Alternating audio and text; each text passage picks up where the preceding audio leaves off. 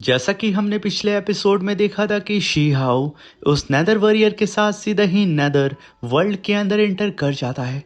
आसपास के नज़ारे को शी हाउ ऑब्जर्व कर ही रहा होता है, तभी वो नेदर वॉरियर ट्रांसफॉर्म हो जाती है एक खूबसूरत सी लड़की में, जो कि असल में ये नेदर गॉडेस है। मेरे प्यारे से दोस्तों, अब यहाँ पे हम इस एपिसोड को स्टार्ट करते हैं। इस एपिसोड की स्टार्टिंग में शी हाउ के सामने अपीयर हो चुकी थी नेदर गॉडेस, जो कि पहले से अब बेइंतहा खूबसूरत लग रही थी। तभी शी हाउ उसे देख करके चौंकते हुए कहता है कि तुम एक वुमेन थी, अभी तक तो मैं तुम्हें एक मैन समझ रहा था, और क्या तुम जब तक जिंदा थी तो तुम ऐसी ही दिखती थी। तभी नेदर गॉडेस कहती है कि मैं जिंदा हूँ बेवकूफ़, और तुम ये सब क्या बोल रहे हो कि जब मैं जिंदा थी।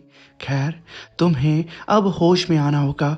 अपनी पास्ट लाइफ की ऑब्जेशन को छोड़ो और याद करो कि तुम एक नेदर वॉरियर हो। ये कहने के साथ वो अपने पास से एक डिवाइन मिरर को समन करती है और उसे शी हाउ को देते हुए कहती है कि इसके अंदर देखो, तुम्हें सब कुछ समझ में आ जाएगा।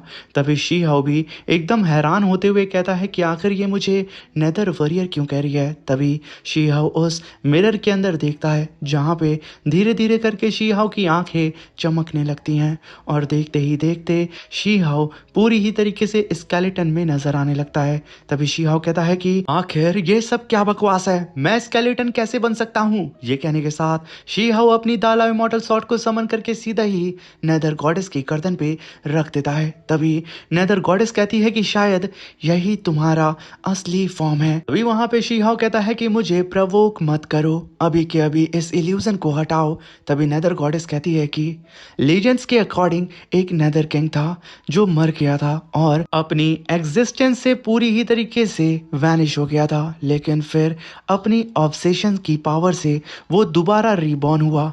तभी शी हाउ कहता है कि रुको जरा, तुम कहना चाह रही हो कि मैं वही नेदर किंग हूँ। अभी वहां पे नेदर गॉडेस हाँ बोलती है, मगर तभी नेदर वर्ल्ड पूरी ही तरीके से शेक करने लगता है। अभी वहां पे नेदर गॉडेस कहती है कि मैं तो पहले सोचती थी कि ये सब कुछ तुम्हारी विल पावर से हो रहा है, मगर तभी आसमान में दो जाइंट हैंड अपीयर होते हैं और पूरे ही आसमान को फाड़ करके रख देते। अभी नेदर गॉडेस कहती है कि तुम शी हाउ सिर्फ बोन हो, फिर भी तुम अपनी पूरी ऑब्सेशन से एक flash and blood body create कर ली और वापस लिविंग वर्ल्ड में चल रहे हो। तुम्हारी वापसी ने पूरे नेदर रैलम को जगा दिया है, आसमान तक हिल गया है। तुम्हारी ऑब्सेशन, तुम्हारी पावर वो नेदर किंग से भी कई ज़्यादा है। तुम एक ट्रूली सुप्रीम एग्जिस्टेंस हो।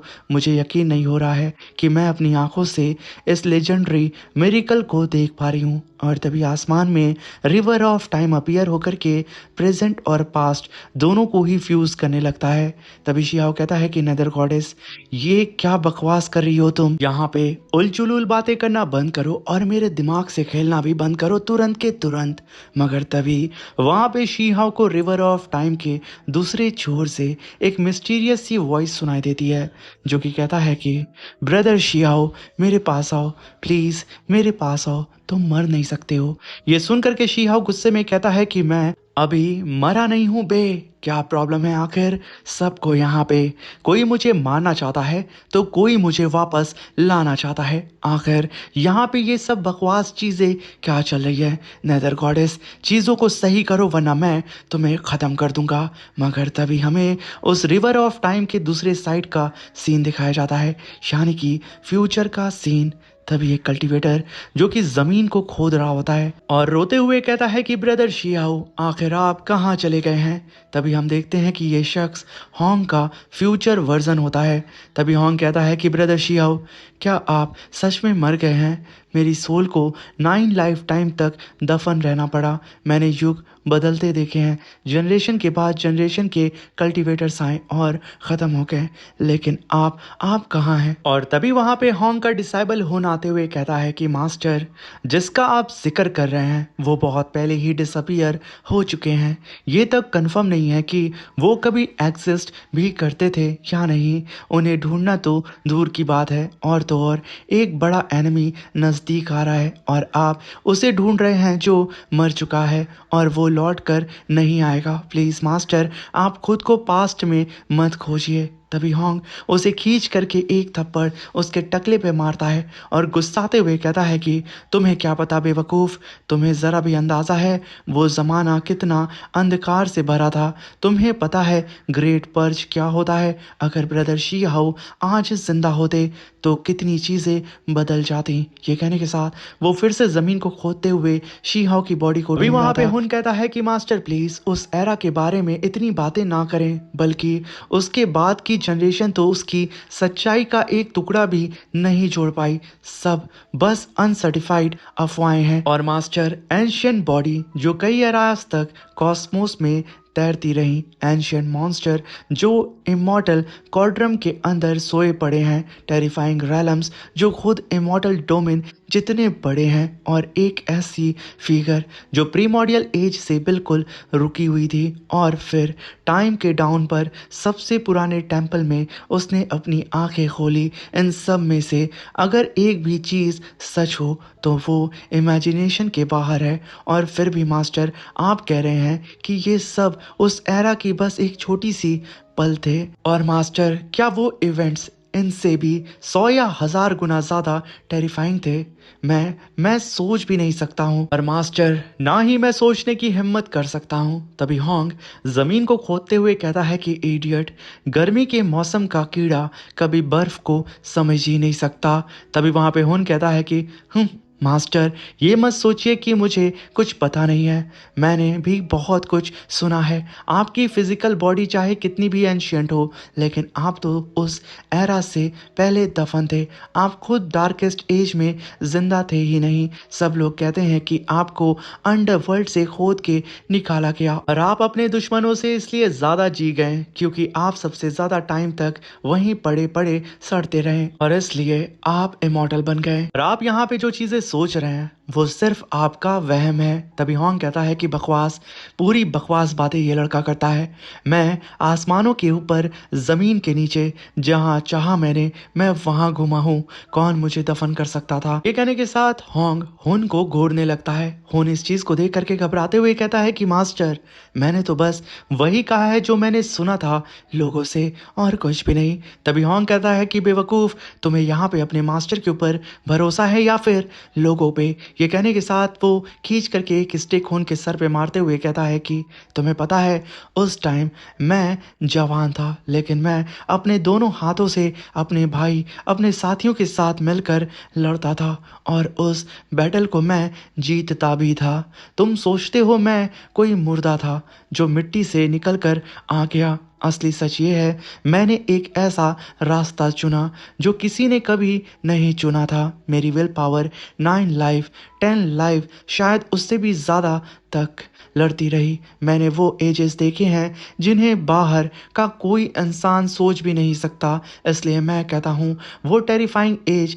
ऑफ डार्कनेस एंड केओस बिल्कुल रियल था, चाहे मैं उसका बस एक छोटा सा हिस्सा ही देख पाया हूँ।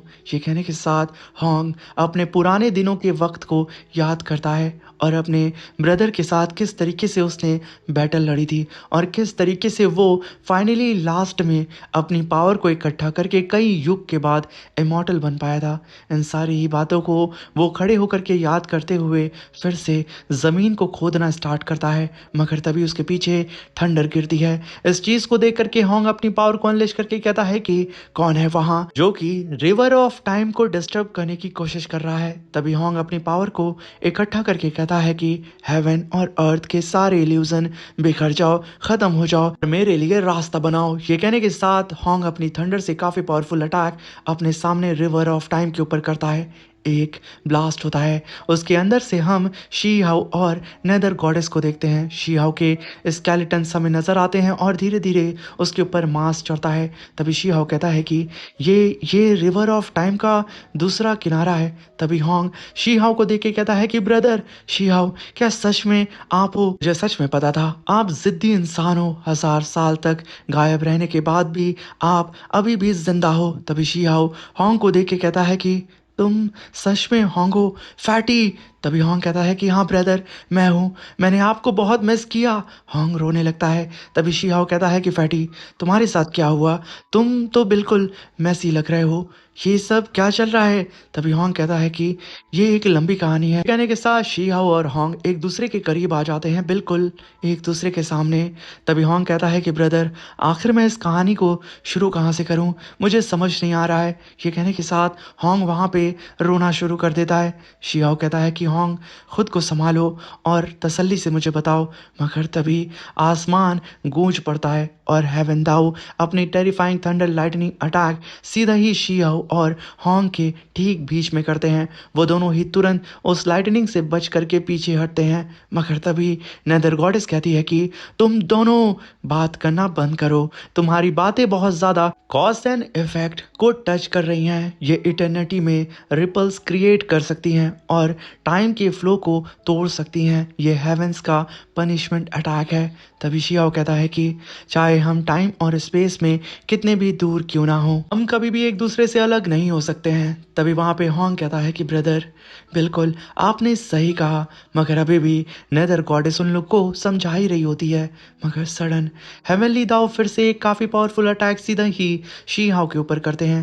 थंडर लाइटनिंग शी हाओ की तरफ बहुत ही तेज़ी से बढ़ रही होती है और ये लाइटनिंग फ्यूचर से आई होती है। ये अटैक शी हाओ को हिट करता उससे पहले ही होंग अपनी पावर को अनलेश करके बहुत ही तेज़ी से चिल्लाते हुए कहता है कि मेरे रहते हुए मेरे भाई को कोई भी छू नहीं सकता है। ये कहने के साथ होंग उन सारी ही थंडर लाइटनिंग को अपनी तरफ खींचना स्टार्ट कर देता है और कहता है कि ब्रदर, उस छोटी सी लड़की की बात मत सुने। ब्रदर, मैं 9 लाइफ टाइम जी चुका हूँ और कब का इमॉर्टलिटी अचीव कर चुका हूँ। ऐसी छोटी सी थंडर मेरे लिए कुछ भी नहीं है, मैं बिल्कुल ठीक हूँ।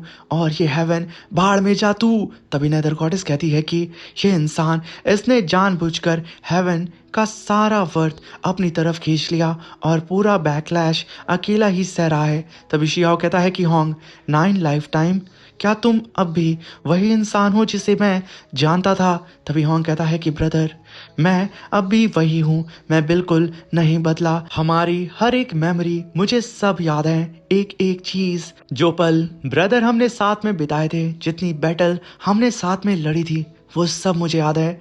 वहीं पे हेवन दाओ लगातार अपनी थंडर की पावर को बढ़ाया जा रहा होता है, जिसकी वजह से होंग को तकलीफ हो रही थी।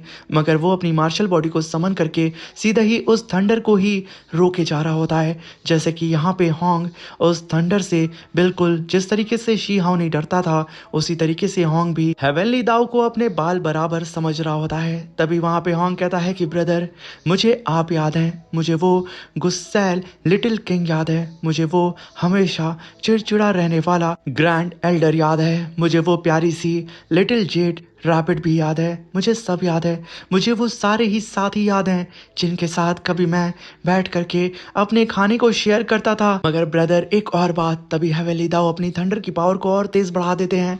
होंग को तकलीफ होती है, मगर तभी होंग कहता है कि ब्रदर, फ्यूचर में एक ऐसी बैटल हमारा इंतजार कर रही है जो आसमानों को हिला देगी, हेवन को फाड़ देगी। और मुझे पता है ब्रदर, आप सबसे स्ट्रांग हो, आप उसे पार कर लोगे। मगर ब्रदर, लेकिन मुझे समझ में अभी तक नहीं आया कि आप अचानक से गायब कहाँ हो गए थे। अब इस बात को सुन करके शी हाओ एकदम सदमे में चला जाता है और वो होंग की तरफ देख रहा था। इसी के साथ ये एपिसोड भी खत्म होता है। मेरे दोस्तों, अभी कुछ देर में इसका नेक्स्ट एपिसोड भी मैं अपलोड कर दूंगा। तब तक के लिए जल्दी से जल्दी वीडियो को लाइक करके, शेयर करके, कमेंट करके हमें सपोर्ट करें। और प्लीज़ अभी तक चैनल को सब्सक्राइब नहीं किया है तो चैनल को सब्सक्राइब कर लें। और वीडियो आपको डिटेल में ये एक्सप्लेनेशन कैसी लगी हमें कमेंट बॉक्स में ज़रूर बताएं। अब मिलते हैं इसके नेक्स्ट एपिसोड में। Thank you for watching. Bye bye, take care.